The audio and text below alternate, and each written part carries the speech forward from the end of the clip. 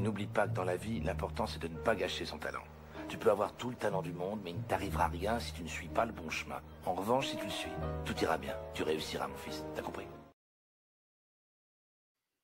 Les amis, on est de retour, ça ne s'arrête plus. Hier soir à l'aéroport, j'avais eu la primeur d'interviewer Mr. George Weah, les gars. On est de retour avec mon ami de toujours, El Gringo.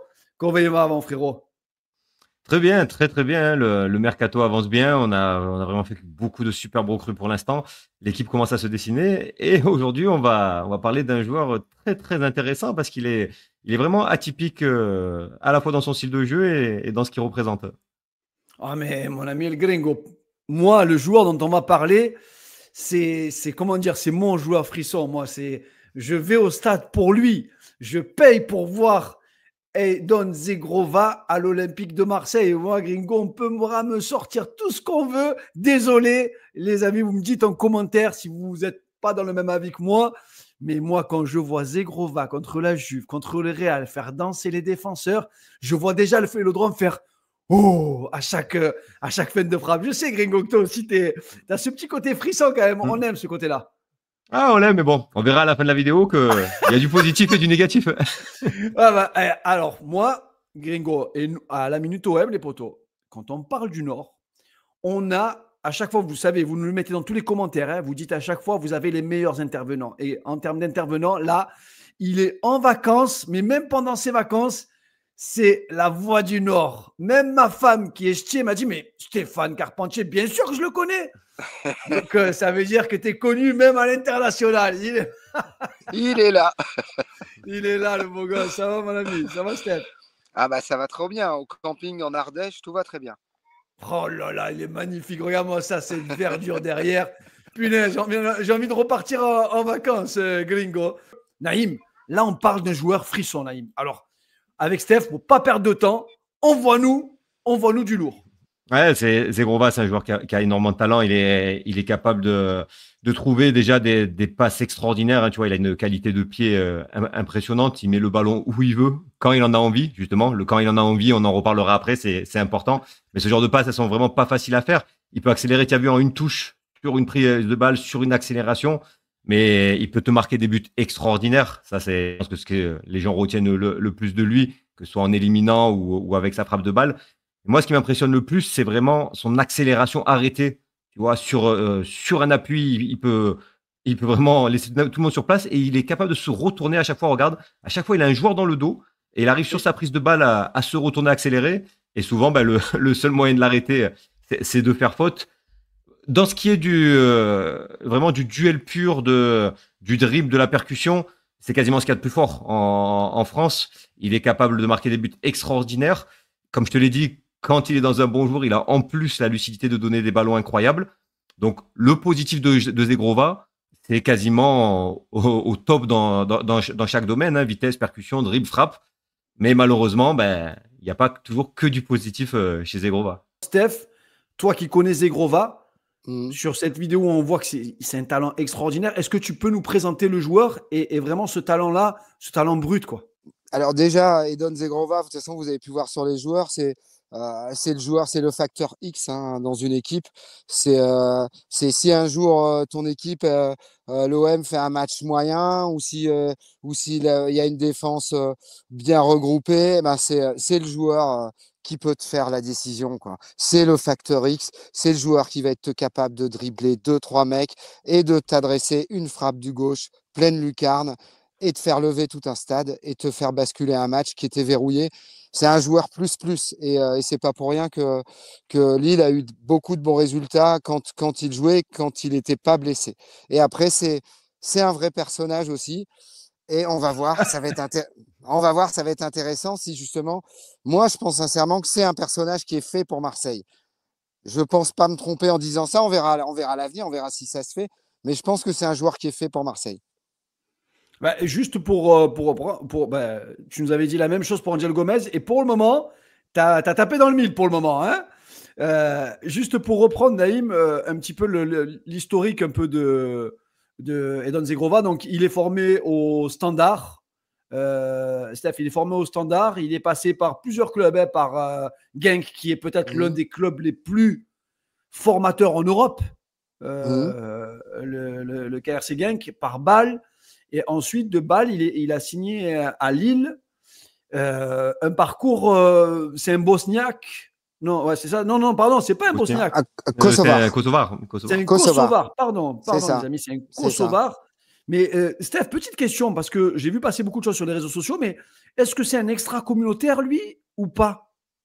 Ouais, là, tu me poses une colle, mais oui, je pense qu'en tant que Kosovar, il me semble que c'est extra-communautaire.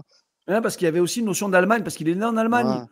Ouais, il est né en Allemagne, mais là, tu me poses une colle. C'est vrai qu'on ne s'est jamais trop posé la question là-dessus. En tout cas, il joue pour le Kosovo, quoi. Ouais, il joue pour le Kosovo. Il arrive à 1 an de la fin de son contrat aussi. C'est ça. Voilà, il y a un gros sujet du côté du LOSC. Alors, cette année, ils se sont fait zigouiller le LOSC avec tous les fins de contrat, le nombre de joueurs qu'ils ont perdus sans prendre d'argent. Et Zegrova, c'est peut-être la goutte d'eau, non?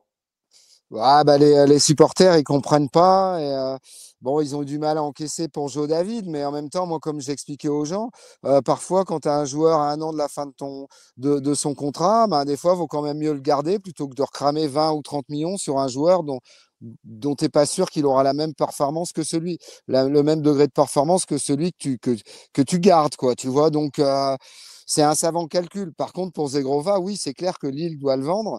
Mais le problème, c'est qu'il n'a pas joué depuis 7 ou 8 mois, quoi. Ça, c'est quand même un gros souci, quoi. Mais Steph, il n'a pas joué depuis 7 ou 8 mois. Attends, je vais te le mettre à figure-toi, le dernier match qu'il a fait, c'était contre vous. Hein, c'était contre Marseille le 14 décembre. Tout à fait. Il rate le face-à-face contre Rouli et il sort à la mi-temps. Ouais, il avait fait un non-match ce jour-là parce qu'il avait déjà sa pubalgie et il était déjà sur la jante, quoi.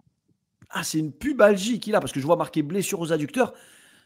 Steph, Non, pubalgie, c'est sacrément lent, hein, une pubalgie. Hein. Ben, en fait, c'est pour ça que moi, honnêtement, honnêtement, si je suis supporter de l'OM ou si, en tant que connaisseur de foot, je m'y connais un peu quand même, je me dis, il a le profil pour venir jouer à Marseille. C'est un joueur super technique, c'est un mec qui peut vous faire basculer un match. Maintenant, dans quel état vous allez le récupérer? That is the question, quoi. Ouais, ça, je suis d'accord avec toi. Et Naïm, il y a un autre point que tu as. Tu vois, Steph, on est rentré un peu dans le jeu aussi, dans l'aspect du jeu et du tactique. Donc, génie, balle au pied, magnifique. Ouais. Nous, on aime bien regarder ce qui se passe avec le ballon, avec Naïm, et ce qui se passe sans ballon. Ouais. Et vas-y, raconte, qu'est-ce que tu as vu alors? Ben, justement, parce que une des interrogations, tu en as bien parlé, Steph, c'était le physique. L'autre, et depuis qu'on voit les insides de l'OM, on n'avait pas besoin de ça pour le savoir, et qu'on sait à quel point Roberto De Zerbi est exigeant sur l'attitude, ben on se rend compte que lui, il a des attitudes parfois qui laissent un peu à désirer, en particulier quand il perd le ballon. Tu vois, sur ses pertes de balles, alors que c'est lui qui perd le ballon, il s'arrête complètement. Il fait même pas les premiers efforts pour essayer de le récupérer, alors que c'est lui qui a perdu le ballon. Tu vois, ça devrait l'encourager à vouloir un peu plus le récupérer. Même, tu vois, des ballons entre deux comme ça, il va pas franchement. Puis derrière, il fait un semi-effort pour revenir. Et là, c'est peut-être le pire. C'est à son latéral qui part. Il ne l'a même pas regardé. Regarde, il était à côté de lui au tout début de l'action. Et il s'est arrêté complet. Il a laissé dédoubler, partir prendre l'espace, ce qui peut être une action très, très dangereuse. Donc, ces attitudes-là, est-ce qu'elles étaient récurrentes au LOSC? J'ai l'impression, en tout cas, moi, je l'ai vu très, très souvent. Et parce qu'en tout cas, c'est sûr qu'à l'OM, c'est quelque chose qui passerait pas. Alors, ces attitudes-là, honnêtement, elles sont récurrentes, même si après, sur des séquences un peu plus longues, parfois, il s'est quand même amélioré sur l'état d'esprit, sur le jeu défensif notamment, parce que ça lui a été reproché plein de fois. Hein. L'année dernière, il ne fait pas les premiers matchs de début de saison quand Genesio arrive, parce que justement, Genesio n'aime pas son attitude. Genesio, il n'a pas cité son nom directement, mais on a bien compris que c'était lui en nous disant ouais, je suis arrivé, j'ai déjà poussé une gueulante sur un joueur. On a tous bien compris que c'était sur Zegrova, quoi. Parce que Zegrova, le problème, c'est que c'est un joueur de cours de récréation, hein, par moment. On a l'impression qu'il oublie qu'il est footballeur professionnel, qu'il est encore dans la cour de récréation. Mais c'est aussi pour ça qu'il réussit des trucs extra par moment. C'est ce problème aussi parfois de ce genre de joueur. Ah, moi, Steph, tu prêches un convaincu là-dessus. Et récemment, je ne sais plus quel entraîneur disait il faudrait un peu laisser les joueurs retrouver un peu leur instinct maternel, leur instinct de l'école primaire. Prends le ballon, vas-y, n'aie pas peur. Tente. Et Mais tu vois, Steph, sur ça, moi, j'ai pas de problème avec le ballon. Il peut le tenter. La question, c'est par contre, quand tu perds le ballon, mon pote, c'est une équipe entière qui travaille pour toi. Et l'OM, Steph, on a dans le système de 2 RB, on a vraiment la vision de je bascule d'un côté, donc je mets de la densité d'un côté, je bascule de l'autre côté pour trouver le joueur libre. Et un mec comme Zegrova, potentiellement, c'est de la dynamite à l'OM. Le Vélodrome, il aime ce genre de profil-là. Mais vu la folie de Roberto De Zerbi dans les épisodes que l'on voit sur Sans Jamais Rien Lâcher, si tu as eu l'occasion de regarder ne serait-ce qu'un épisode, Steph, ça ne passera pas avec De Zerbi. Impossible. C'est pour ça qu'il y a une vraie question sur ce joueur. Soit il passe un cap, soit il va se faire broyer. Ça, c'est clair et net. Après, sachant que jusqu'à sa blessure, on va dire, le fameux match ou le dernier match qu'il a joué contre vous, là, au Vélodrome, où d'ailleurs, il avait été d'une transparence incroyable, hein, mais bon, il était blessé. Mais sinon, on va dire, ces 3-4 mois, là, septembre, octobre, novembre, décembre de l'année dernière, on voyait qu'il était impliqué sur le jeu défensif. On voyait que justement, il montrait plus ses états d'âme un peu débile sur le terrain. Et il était en train de passer un cap. Je pense sincèrement qu'il peut passer un cap. Après, c'est le genre de joueur, ça reste fragile. Voilà, c'est le genre de joueur qui de temps en temps va peut-être rallouer un petit coup. Mais c'est clair que sur l'aspect du jeu défensif et de l'implication collective, c'est pas impossible qu'une fois chez vous, De Zerbil sorte de l'équipe, 1, 2, 3 matchs, lui fasse un gros pampan cucu parce que le gars, il a déconné, quoi. Naïm, tiens, en parlant de faire jouer ses collègues, il y a quelque chose qui t'a sauté aussi aux yeux. Ouais, il y a deux choses vraiment particulières. Alors, on va commencer par la première. C'est nous, on dit souvent sur la musique, ce qui est important pour les ailiers, c'est ce qui se passe à la sortie du dribble. Et j'ai l'impression avec Zegrova, il a un peu de problème avec la précision de ses passes. Parfois, il se précipite, mais surtout avec ses choix. Tu vois, Ah non, là clairement, le sens du jeu, c'était de lancer l'attaquant qui est en train de percuter. Lui, il va lui mettre un ballon complètement dans le dos, dans une zone de toute façon qu'il n'aurait pas pu contrôler. Et ça, c'est quelque chose qu'on retrouve très, très souvent. Tu vois, il tente là une passe très difficile, plein d'axes, alors que quand même, on voit qu'il y avait plus d'autres solutions. Et les plus marquantes pour moi, c'est cela. C'est ce genre de situation où il a un ballon quand même qui est relativement simple à donner. Il a le jeu face à lui. Il a son attaquant qui part de sa surface. Donc, il sait qu'il ne sera pas hors jeu. On voit qu'on a un joueur qui est totalement éliminé parce qu'il va vouloir justement jouer le hors jeu. Il est en train de remonter. Donc, s'il donne le ballon, David part à la cage, c'est fini. Il n'y a plus personne pour le rattraper. Et c'est un ballon qui ne donnera pas. Et là, dans exactement la même situation, David s'est arrêté exprès pour ne plus être hors jeu. Il s'est remis dans le bon timing, dans le bon tempo. Et encore une fois, c'est un ballon qui va pas donner. Ces ballons-là, au Vélodrome, s'il le fait pas, les gens vont disjoncter. Mais là, tu vois, tout son génie, hein, il sort d'une situation. Il était entre deux joueurs contre la ligne de touche. C'était fini normalement. Il a une première occasion de la donner à Jonathan David. Bon, il a choisi pas, c'était pas forcément ultra simple, mais derrière, ça a ouvert l'espace complet de l'autre côté. Et là, par contre, il doit se servir de ça pour donner ce ballon-là, et il revient sur David pour perdre le ballon. Je trouve que globalement, à la sortie du dribble, et il sort beaucoup du dribble, c'est ça qui est impressionnant, c'est sûrement le joueur en France qui arrive le plus facilement à sortir d'une situation difficile, le balle au pied. Ben souvent, il fait pas le bon choix sur des situations qui devraient être faciles pour un joueur de son niveau. Je suis complètement d'accord avec toi. Et d'ailleurs, c'est ce qu'on lui reprochait à Lille, c'est que il y a des moments, le foot, ça doit être simple et ça sert à rien de faire 3-4 dribbles si c'est pour derrière une perte de balle ou un ballon pourri, quoi. Et c'est vrai qu'avec Edon Zegrova, ça, c'est le genre d'action que malheureusement, on peut voir. Maintenant, je pense que c'est un joueur qui a quand même des vrais axes de progression.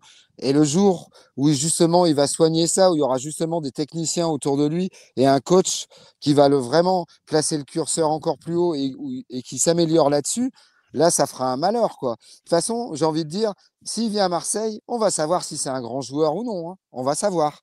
On sait que c'est un très bon joueur. S'il réussit à Marseille, ça sera un grand joueur. Ouais, et d'autant plus, Naïm, il y a un point aussi important. C'est il arrive à l'Olympique de Marseille. Dans le schéma de Zerbi, on semble repartir sur un système vraiment à 4 avec des ailiers vraiment sur les couloirs. Le rôle de Zegrova à Lille, je colle la ligne, hein.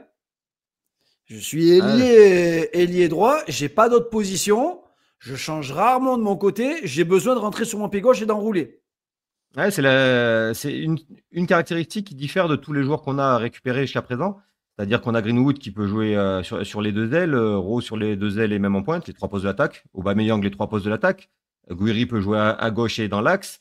Et lui, il serait gaucher exclusif. Vraiment, on a l'impression, en tout cas, qu'il ne peut pas jouer d'autres postes que celui-là. Et Taitma me laisse penser que c'est la réalité.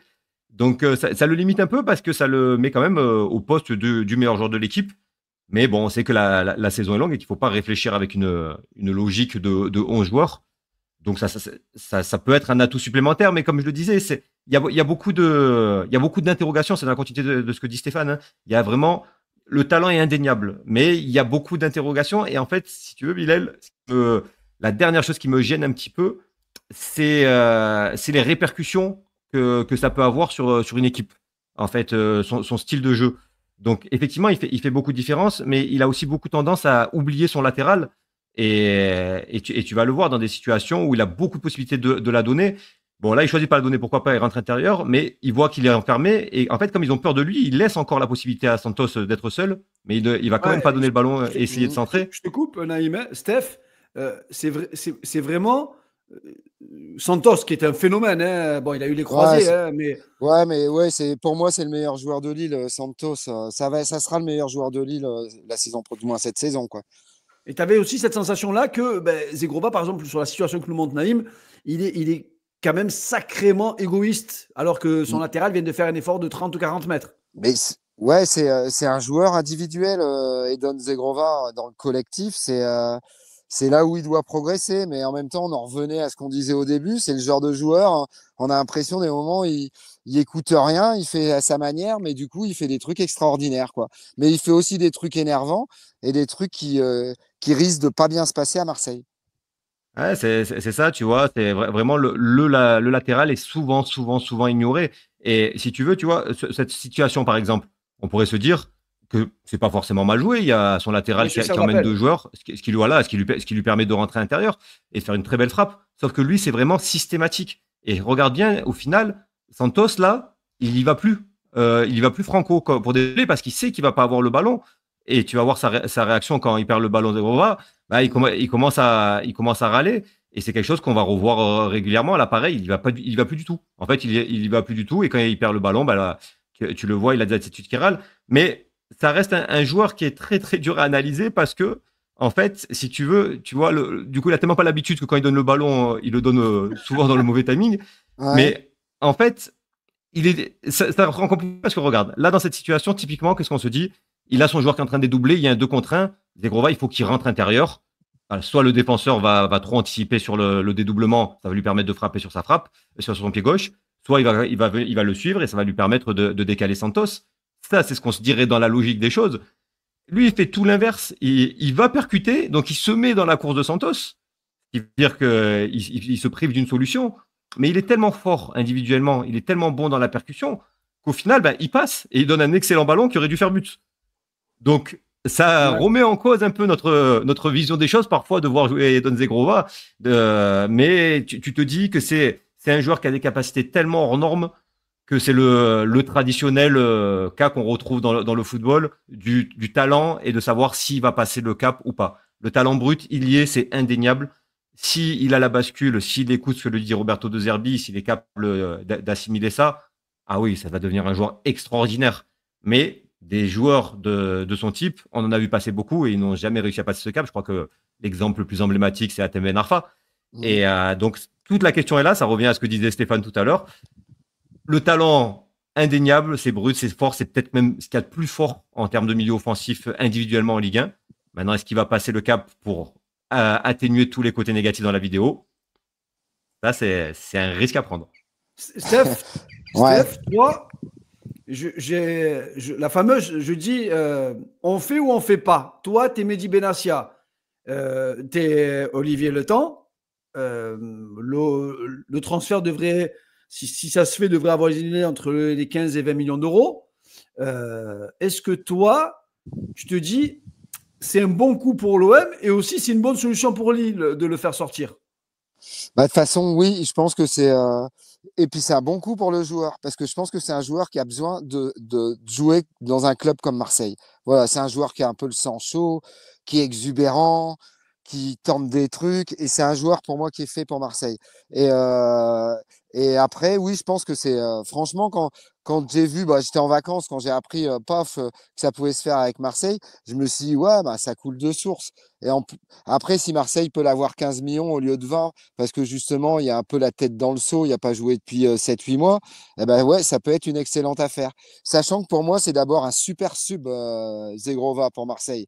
Et après, vous voyez ce qu'il donne, mais c'est le gars, il va vous enflammer les fins de match, quoi. Voilà. Il va Mais vous enflammer les. Voilà, tu le vois, Steph, toi, venir à l'OM et être sur le banc? Est-ce que c'est un bien joueur sûr. comme ça de banc qui peut Il va rentrer? l'accepter, ça, lui? Ouais, parce que c'est un mec qui. De toute façon, à Lille, il a été plein de fois sur le banc, hein. Même quand il Ah, était déjà très bon et que tout le monde parlait de lui, il y a plein de fois où il démarrait sur le banc, hein. Parce que c'est un mec qui a du mal à avoir sa concentration pendant 90 minutes, parce que c'est un mec qui défend pas bien. Par contre, c'est un mec qui marque des buts et qui fait exploser les défenses. Donc, tu l'utilises une demi-heure, 25 minutes en deuxième mi-temps, quoi. Voilà, quand tu dois faire basculer un match. Et Lille, ils ont gagné plein de matchs comme ça en le faisant rentrer les 20 dernières minutes ou la dernière demi-heure, quoi. Il n'y a que la saison dernière, en début de saison dernière, où il était un peu mieux et là où il débutait des matchs et il faisait la décision, genre en première mi-temps ou en début deuxième mi-temps. Mais souvent, il finissait pas les matchs, hein. Il sortait, dans ce cas-là, il sortait à l'heure de jeu. C'est pas un ouais, mec qui va vous faire des matchs en entier. c'est très intéressant, Naïm, ce que dit Stéphane, hein. Et là, on comprend mieux peut-être la vision de Roberto De Zerbi d'avoir ce game changer sur le banc. Bah oui, Parce qu'actuellement, il y a des offres pour Jonathan Rowe. On vous l'avait déjà dit en ouais. préambule. Jonathan Rowe est suivi. Mais Naïm, on n'est pas sur le même poste avec Rowe. Même si Rowe peut jouer à droite, Zegrova, c'est la doublure de Greenwood. Alors, Oui, c'est avant tout une opportunité de marché, je pense. Je pense que c'est la possibilité de se dire qu'un joueur d'un tel talent pour être remplaçant, c'est du luxe. Toute la question est là, c'est de savoir est-ce que lui va l'accepter, est-ce qu'il va passer le cap des manques qu'on a pu montrer dans la vidéo. En fait, c'est un pari risqué, mais c'est un pari que s'il se concrétise est extraordinaire parce que comme le disait Stéphane, s'il marche bien à Marseille, enfin, il assimile tout ce que dit Roberto Zerbi, ce joueur sera extraordinaire. Donc c'est très risqué. Je dirais que Mehdi Benassia fait ça par amour du risque. Et si ça passe, ben, Par amour du on va jeu, se régaler, ça c'est sûr. par amour du jeu aussi, j'ai envie de vous dire, les gars, parce que t'as un joueur comme ça dans ton équipe, ça te ramène du monde au stade, ça t'enflamme les foules. Et je vous dis, moi je le vois plutôt, vous allez risquer de le voir surtout au début, rentrer en cours de match et vous faire gagner des matchs. Et c'est pas une mauvaise affaire parce que s'il n'y avait pas eu cette blessure-là, je pense qu'il aurait claqué facile, c'est entre au moins ses 15 buts avec Lille cette saison, et il ne coûterait pas 15 millions d'euros, il coûterait le double, hein. Et Exactement. Lille serait probablement en Ligue des Champions. Et Lille Lille serait serait probablement Ligue des probablement, Champions. voilà. Donc c'est quand même un joueur qui te rapporte des points plus qu'il t'en fait perdre. Parce que oui, il peut t'énerver sur une perte de balle ou un machin. Mais à l'arrivée, il va quand même te claquer des buts improbables ou faire des passes D et il va te faire gagner des matchs. Il va plus te faire gagner des matchs que t'en faire perdre. Ça, c'est sûr et certain. En tout cas, ce qui Ouah, est sûr, Bilal, c'est que quand tu vas commencer des matchs avec Greenwood, Guiri ou Aubameyang et Pachao ou Rowe, si Rowe est amené à rester, et que les défenseurs vont devoir déjà courir après le ballon parce qu'on va le tenir et subir ça pendant une heure, et que derrière, il y a un joueur comme Zegrova qui rentre, ah ouais, je pense que mentalement, déjà, le défenseur, ça lui met un coup. Et en Ouais, plus, ben, derrière, il y a la qualité individuelle du joueur. Donc, moi, s'il vient, comme toi, Bilal, s'il vient je serais trop hypé parce que on a envie de voir ces joueurs-là, mais j'ai la petite crainte, en fait, que ce soit le genre de joueur qui peut créer un peu des tensions dans un groupe. Voilà, c'est lui qui a la clé. C'est s'il voit vraiment l'opportunité qu'il a d'être à l'OM et que ça lui serve à passer un cap, alors ben tout le monde sera gagnant dans cette affaire parce que je pense qu'à Lille il aurait peut-être plafonné et donc eux ils récupéraient de l'argent, nous on récupérait un très bon joueur et lui ça le fera vraiment passer un cap. C'est un deal qui peut être gagnant pour tout le monde, mais il y a vraiment que lui qui aurait la clé. Et Steph, ouais, bah, je pense que c'est dernier mot. un bon timing pour. Ouais, allez-y Vas-y, parce vas-y, que vas-y, j'ai vas-y, plus que vas-y, Steph. 5% de batterie, les gars, Bah ça va voilà, être bah terrible. écoute, le mot pour la fin, toi, Steph, hypé ou pas, pour toi, Zegrova, à l'OM, c'est un mariage qui doit se faire. Ouais, pour moi, s'il y a un club en France où il pouvait jouer, Zegrova, c'est à Marseille, justement, hein. Parce que, ouais, de temps en temps, il va peut-être vous énerver, mais il va surtout vous enflammer, les gars. Ouais, et moi, mon ami El Gringo, j'ai besoin de m'enflammer. Ah Et bah les ouais. abonnés, dites-nous en commentaire si vous devez choisir. Allez, j'ai envie de vous piquer. Si vous devez choisir sur un départ de Jonathan Rowe et l'arrivée d'Edon Zegrova, est-ce qu'on fait ou on fait pas? Moi, personnellement, je le dis, et je me ferai peut-être allumer, mais moi, je paye pour aller voir Zegrova au Vélodrome, les gars. Parce que avec Naïm, on était cette saison, Steph, juste pour conclure, on était au stade face à Lille. Et à chaque fois, je dis, punaise, il ne faut pas qu'il touche le ballon. Dès qu'il touche le ballon, moi, j'étais en mode, je trempe parce que vous pouvez venir à 2 dessus, pas de problème. J'y vais et je vais vous faire mal, les mecs. Si je suis en forme, je vous fais très, très mal, même à 2. Hein. Et comme tu l'as dit, Steph, ça, il a pas fait un grand match, mais Et il nous les faisait gars, tellement juste. peur. Hmm. Et quand il vas-y, est sorti à Steph, la vas-y. mi-temps, Lille a plus du tout avancé, a plus du tout été productif. Après, il suffit juste de constater l'année dernière les ventes de maillots à Lille. Hein. C'était pas Jonathan David, hein, celui qui se vend le plus de loin, qui se vendait le plus. Bah, c'était le 23 de Zegrova. Hein. Il n'y a pas de secret. Bah voilà, En tout cas, Steph, mille merci à toi. Oh, tu nous régales. Tu as une vue incroyable. regarde. Je rêve d'être à ta place là. Et je pense que nos abonnés aussi doivent se dire, punaise, Steph, il a vraiment la belle vie. Hein. Ça paye la voix du On leur Nord. donne Hein. un peu on leur donne un peu de vacances à travers les vidéos. C'est beau. Ouais, c'est ça. Vive le Sud. Vive le Ah Sud. ouais, tu es bien ici, toi. Hein. Fais-moi Ah, du trop bien. télétravail. Hein. C'est ça. En tout cas, Steph, mille merci à toi. Ben, mon ami Mille, Gringo, mille toujours. merci à vous, les gars. Ouais, c'est toujours un plaisir. On va se retrouver bientôt. Hein. C'est bientôt le championnat. Donc, je crois que Lille, on les joue entre, je crois, novembre. Hein. On joue plus en fin de saison. Novembre ou C'est décembre. ça. Allez. C'est ça. En tout cas, Steph, tu sais que tu es le bienvenu chez nous. C'est la maison. C'est la famille, Steph. Et franchement, moi, bon, pour le moment, on est loin encore dans les négociations. Il n'y a pas encore de deal done pour Zegrova. Mais en tout cas, c'est l'opportunité de marché que j'aime bien, moi. Et je pense que vous, en commentaire, si vous aimez le football, comme on dit chez nous, je pense qu'à l'intérieur de vous, vous n'êtes pas les entraîneurs. Vous avez envie de venir au stade et vibrer pour Edon Zegrova. En tout cas, merci à tous, mon ami El Gringo. On se retrouve probablement. Bon, il y a la conf de presse de Wea qui va arriver incessamment sous peu. Il y a le match face à Aston Villa. On y sera samedi avec El Gringo. Donc, pour ceux qui veulent qu'on puisse se voir, vous inquiétez pas, on sera là et on fera. L'année dernière, on vous a fait le maître du jeu saison 1 pour Roberto De Zerbi. Et on va vous faire la saison 2 maître du jeu avec un récap de tous les matchs amicaux, de ce qu'on a pu voir et de ce qu'on va projeter pour la saison. Voilà les amis, on est complet. Merci à tous et surtout, restez sur la fin parce que El Gringo, il est trop fort pour l'intro, comme il est aussi fort pour l'outro. À très très vite les potos et surtout E cerco di lavorare sì per il club, sì per me, ma soprattutto per loro. Tutto qua. E quindi qualche volta bisogna essere anche un po' più duri, più forti.